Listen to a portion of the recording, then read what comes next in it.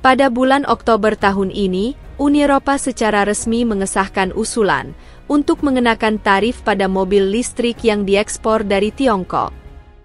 Langkah ini dapat dikatakan telah menyebabkan hubungan Tiongkok-Uni Eropa ke ambang titik beku. Ketika kedua belah pihak duduk untuk membicarakan masalah ini lagi, meskipun tidak ada hasil yang dicapai, Beijing kini telah dengan tegas meluncurkan tindakan balasan. Pada akhir Oktober tahun ini, raksasa baterai Tiongkok mengumumkan bahwa mereka akan menangguhkan 2 investasi besar di Jerman dengan total investasi sebesar 66 triliun rupiah. Yang menarik adalah Italia, yang baru-baru ini mengunjungi Tiongkok dan menandatangani sejumlah perjanjian kerjasama di bidang otomotif dengan Tiongkok, tetapi ketika Uni Eropa memberikan suara pada kenaikan tarif akhir pada mobil listrik Tiongkok, Italia berdiri antri untuk mendukung kenaikan tarif tersebut. Oleh karena itu, Tiongkok juga tanpa basa-basi mencantumkan Italia sebagai salah satu target balasan, dan menangguhkan semua proyek investasi di pabrik mobil di Italia. Dalam video hari ini, mari kita lihat dampak apa yang akan ditimbulkan oleh tindakan balasan Tiongkok ini terhadap Uni Eropa.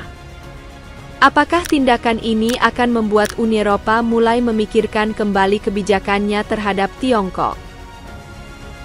Jika Anda menyukai video kami, silakan klik untuk berlangganan, agar Anda tidak ketinggalan video terbaru kami. Sekarang, mari kita bahas topik hari ini. Semua orang seharusnya sudah mendengar tentang sanksi Uni Eropa terhadap industri mobil listrik Tiongkok baru-baru ini. Alasan dibalik ini sebenarnya sangat sederhana.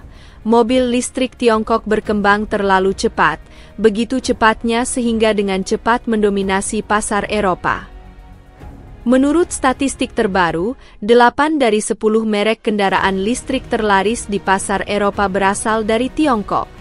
Bahkan nama besar seperti Tesla hanya dapat menempati peringkat keempat di pasar Eropa, dan penjualannya jauh di belakang merek-merek Tiongkok. Selain itu, analisis terbaru kami dari lembaga-lembaga Eropa menunjukkan bahwa hampir 19,5% mobil listrik yang dijual di Eropa tahun lalu dibuat di Tiongkok. Diperkirakan pada tahun 2024, proporsi ini akan meningkat lebih jauh hingga 1/4 dari 25%. Sementara merek-merek Cina seperti ikan di air di pasar Eropa, penjualan mobil domestik Eropa semakin memburuk dari tahun ke tahun, yang merupakan masalah besar bagi para produsen mobil Eropa. Menanggapi situasi ini, Uni Eropa telah meluncurkan penyelidikan anti-subsidi terhadap mobil listrik Cina sejak tahun lalu. Pada bulan Juli 2024, Uni Eropa secara resmi merilis rencana pajak anti-subsidi untuk produsen ekspor mobil listrik Cina. Di antaranya adalah BYD yang dikenakan tarif sebesar 17,0%, Geely 18,8%, SAIC setinggi 35,3%, dan perusahaan mitra lainnya dikenakan tarif sebesar 20,7%. Mereka mengklaim bahwa langkah-langkah ini dilakukan untuk melindungi industri otomotif lokal dan mengekang ekspansi cepat merek-merek Cina di pasar. Menariknya, saat Uni Eropa mengenakan bea masuk anti-subsidi, mereka juga mengundang raksasa mobil listrik Tiongkok untuk membangun pabrik di Eropa. Faktanya, ini juga merupakan cara menyelamatkan negara bagi mobil Tiongkok untuk memasuki pasar Eropa. Selama perusahaan kendaraan listrik Tiongkok memiliki basis produksi di Eropa, mereka tidak perlu lagi khawatir tentang tarif ekspor yang tinggi.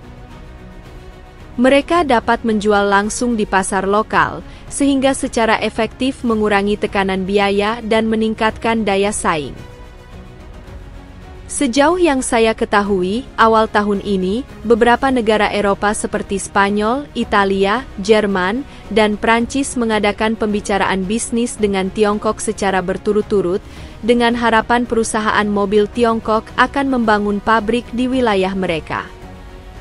Banyak sumber yang berwenang percaya bahwa Uni Eropa di satu sisi mengenakan tarif pada mobil Tiongkok dan di sisi lain dengan antusias mengundang Tiongkok untuk berinvestasi dan membangun pabrik. Faktanya, Uni Eropa ingin menggunakan metode ini untuk memaksa Tiongkok mendirikan pabrik di Eropa. Melakukan hal itu baik bagi mereka. Di satu sisi, hal itu akan memajukan ekonomi lokal, dan di sisi lain, dapat lebih mudah memperoleh teknologi inti kendaraan listrik Tiongkok. Beberapa orang bahkan khawatir bahwa begitu perusahaan Tiongkok memasuki negara-negara Eropa tersebut dengan sikap halus, mereka akan menghadapi berbagai cara pengintaian teknologi. Namun, perusahaan Tiongkok tidak semudah itu dibodohi, tetapi dengan cepat melancarkan serangan balik. Jadi, apa yang dilakukan Tiongkok? Faktanya, ketika Uni Eropa mengusulkan untuk mengenakan tarif pada mobil listrik Tiongkok pada bulan Juli tahun ini, kedua belah pihak telah mengadakan beberapa pembicaraan. Tiongkok selalu berharap untuk meringankan usulan kenaikan pajak Uni Eropa melalui negosiasi. Namun hingga sekarang, kedua belah pihak telah berbicara sebanyak 9 kali, dan hasilnya masih belum memuaskan Tiongkok.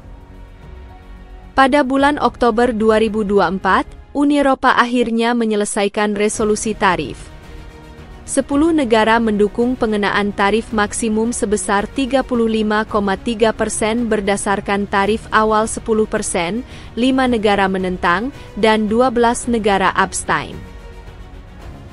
Hasil seperti itu sebenarnya menunjukkan bahwa kedua belah pihak hampir tidak memiliki ruang untuk jalan keluar. Akibatnya, banyak perusahaan Tiongkok mulai mengevaluasi kembali rencana investasi mereka di Eropa dan mengumumkan penangguhan proyek untuk membangun pabrik di Eropa. Melalui penyelidikan, kami menemukan bahwa Honichomb Energy, raksasa baterai listrik peringkat ke-7 di Tiongkok, baru-baru ini memutuskan untuk menghentikan operasi 2 perusahaan Eropa dan menangguhkan pembangunan dan pengoperasian 2 pabrik di Jerman.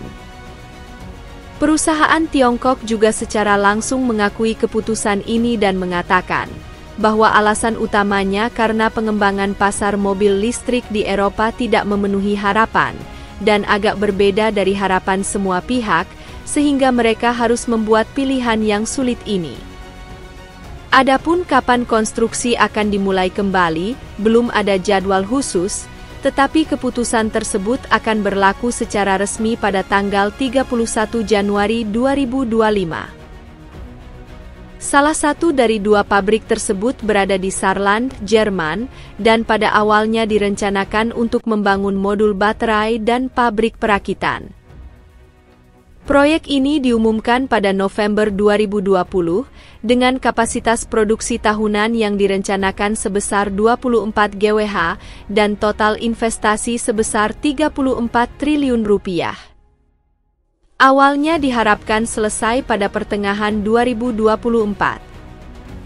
Yang lainnya adalah perjanjian kerjasama yang ditandatangani pada September 2022, yang berlokasi di daerah Lauchhammer, Brandenburg, dengan kapasitas produksi tahunan yang direncanakan sebesar 16 GWh dan total investasi lebih dari 32 triliun rupiah.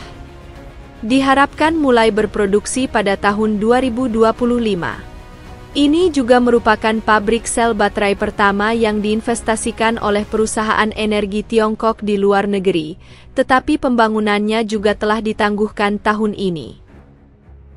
Jerman tidak hanya kehilangan 66 triliun rupiah dalam investasi di kedua pabrik baterai ini, tetapi juga kehilangan kesempatan untuk berkembang di bidang baterai listrik. Baru-baru ini, raksasa baterai Eropa BYFu baru saja memberhentikan 1.600 orang, yang menunjukkan bahwa kapasitas produksi lokal Eropa memang agak rentan, dan sekarang sangat bergantung pada negara asing. Sebagai inti ekonomi Eropa, Jerman selalu berharap untuk menarik perusahaan-perusahaan Tiongkok untuk berinvestasi guna mengonsolidasikan posisinya dalam rantai industri kendaraan listrik dunia. Namun, keputusan perusahaan-perusahaan Tiongkok untuk menangguhkan pembangunan pabrik di Jerman hampir membuat tujuan ini sia-sia. Perlu dicatat bahwa selain Jerman, Italia juga tidak lolos dari tindakan balasan Tiongkok. Jadi, apa yang dilakukan Tiongkok terhadap Italia? Sebelumnya, raksasa otomotif Eropa mengumumkan bahwa karena pertimbangan biaya, mereka memutuskan untuk memindahkan lini produksinya di Italia ke Maroko, di mana biayanya lebih murah. Keputusan ini menimbulkan banyak masalah bagi Italia, dan Italia harus segera mengisi kesenjangan pasar. Jadi pada bulan Maret tahun ini, Italia secara terbuka menyatakan bahwa mereka sedang bernegosiasi dengan 3 perusahaan Tiongkok, dengan harapan perusahaan-perusahaan ini akan mendirikan pabrik di Italia. Pada bulan Juli, Perdana Menteri Italia Meroni secara pribadi mengunjungi Tiongkok, dengan harapan dapat memanfaatkan kesempatan ini untuk menarik produsen mobil Tiongkok untuk berinvestasi dan membangun pabrik di Italia. Setelah kunjungan tersebut, negosiasi pembangunan pabrik antara merek Dongfeng Motor Tiongkok dan pemerintah Italia juga memasuki tahap akhir. Media Italia bahkan mengomentari bahwa ini adalah salah satu hasil penting dari kunjungan Meroni ke Tiongkok. Yang mengejutkan, dalam pemungutan suara Uni Eropa untuk mengenakan tarif tinggi pada mobil listrik Tiongkok, pemerintah Italia secara tak terduga memberikan suara mendukung. Situasi mendadak ini mengejutkan pihak Tiongkok. Menurut berita terbaru, perusahaan Tiongkok yang relevan telah memutuskan untuk menangguhkan rencana mereka untuk membangun pabrik di Eropa. Menurut orang dalam, keputusan ini terutama disebabkan oleh dukungan Italia terhadap kebijakan kenaikan pajak Uni Eropa. Menurut penyelidikan saya, tingkat kepemilikan dan penggunaan mobil oleh konsumen di pasar mobil Italia sangat tinggi, tetapi di bawah kesulitan era energi baru, penjualan kendaraan listrik hanya mencapai 4% hingga 6% dari total penjualan mobil. Karena Stellantis Prancis mendominasi pasar Italia, pemerintah Italia juga secara aktif berupaya untuk memperkenalkan kekuatan eksternal untuk memutus situasi monopoli ini. Dari sini kita dapat menganalisis bahwa harapan perusahaan Tiongkok untuk masuk dan membangun pabrik di Italia merupakan bagian dari rencana ini. Karena pada kunjungan sebelumnya ke Tiongkok, Italia berharap akan menarik minat perusahaan kendaraan listrik Tiongkok untuk mendirikan pabrik, dan juga mengusulkan harapan untuk memperoleh transfer teknologi secara cuma-cuma. Hal ini tentu saja diharapkan akan memanfaatkan kesempatan ini untuk meningkatkan kekuatan teknologi negara tersebut di bidang kendaraan listrik. Saat itu, menghadapi ketegangan di Uni Eropa, perusahaan Tiongkok pun sepakat untuk meningkatkan hubungan bilateral. Namun, karena perusahaan Tiongkok kini menghentikan rencana untuk membangun pabrik di Italia, itu juga berarti Italia masih memiliki banyak kesulitan yang harus dihadapi. Menurut saya, penangguhan investasi pembangunan pabrik hanyalah awal dari tindakan balasan Tiongkok terhadap Uni Eropa. Sebelumnya, banyak perusahaan Tiongkok yang membatalkan kegiatan promosi mobil listrik di Eropa. Misalnya, Changan Automobil Tiongkok membatalkan acara peluncurannya di Eropa, yang semula dijadwalkan minggu ini di Milan dan mengatakan bahwa apakah akan memasuki pasar Eropa di masa mendatang akan bergantung pada sikap Uni Eropa terhadap tarif. Jika perusahaan Tiongkok memutuskan untuk berhenti memasuki pasar Eropa, maka meskipun Uni Eropa menaikkan pajak impor kendaraan listrik hingga 100% atau bahkan 1000%, hal itu tidak akan ada gunanya. Paling-paling, Uni Eropa hanya dapat melindungi pasar konsumennya yang rapuh.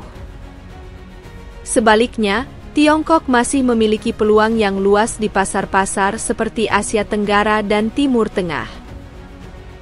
Meskipun sistem ekonomi negara-negara ini berbeda dengan Eropa, seiring dengan berkembangnya perusahaan-perusahaan Tiongkok, saya yakin bahwa pertumbuhan yang lebih besar akan segera tercapai. Jadi, apa pendapat Anda tentang sanksi Tiongkok terhadap Uni Eropa? Agar tidak ketinggalan video terbaru kami di masa mendatang, pastikan Anda berlangganan channel kami dan mengaktifkan notifikasi.